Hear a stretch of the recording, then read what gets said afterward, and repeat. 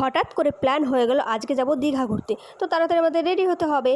তাড়াতাড়ি ব্যাগটা বার করে আমার জামা প্যান্টগুলো আমি ভালোভাবে গুছিয়ে নিচ্ছি।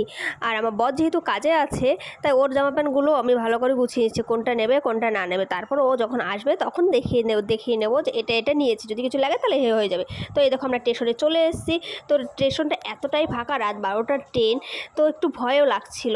তো আমরা দুজন এই পাখির মতন বসে আছি, কি আর করব, কিছু করার নেই। রাত 12টার ট্রেনে কখনো কোথাও যাইনি, তাই এত ফাঁকা স্টেশন দেখিনি। তো এই দেখো আমরা হাওড়ায় পৌঁছে গেছি। তা হাওড়ায় প্রচুর লোকজন দেখছিলাম বসে বসে, কারণ আমাদের ট্রেন ছিল 7টা।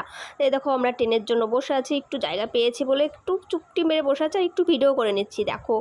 তো তারপর শোনা গেল যে ট্রেনের অ্যানাউন্স হয়ে গেছে, 7টার সময় ট্রেন ঢুকবে। এই দেখো আমরা ট্রেনে উঠে পড়েছি, জায়গাও পেয়ে গেছি। তো নামার জন্য রেডিও হয়ে গেছি। সেই 4 ঘন্টা বসে থেকে আর ভালো লাগছিল না, তো দাঁড়িয়েছিলাম কিছুক্ষণ। তারপর বেডিংপত্র নামানো হচ্ছে।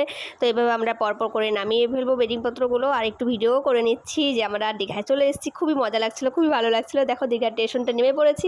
আর দীঘা স্টেশনে এই ট্রেনটার সমস্ত যত প্যাসেঞ্জার আছে, তো সবই দীঘায় এসছে।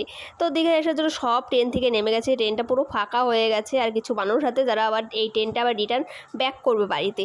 তো আমি আসছিলাম, তো এত লোকজন দেখছিলাম, তো পা ফেলার জায়গা পর্যন্ত পাচ্ছিলাম না। তো আমরা দীঘায় এসে গেছি, খুবই মজা আনন্দ লাগছিলো। গাছগুলো দেখে আরও বেশি ভালো লাগছিলো যে ভিডিও করব কবে। তো এখান থেকে কিছু বিস্কুট, একটু ফুটি কিনে নিলাম। আর এই যে নীল কালার যে বড়টা, এটা দেখলেই মনে হয় এটা দীঘা স্টেশন, খুবই সুন্দর। তো দেখো তোমরা, খুবই ভালো লাগছিলো আমার। আর আমি শুধু বোতলটার খাবারটা নিয়েছি, আর আমার বরটাকে ব্যাগ দিয়ে দিয়েছি, তাই ও রেগে গেছে যে আমাকে ব্যাগ আর তুমি এত হালকা। এই দেখো আমরা স্টেশন পৌঁছে গেছি। দীঘা তো দীঘা। চলো বাই বাই, টাটা। আবার দীঘাতে কী মজা করলাম সেটা পরের ভিডিওতে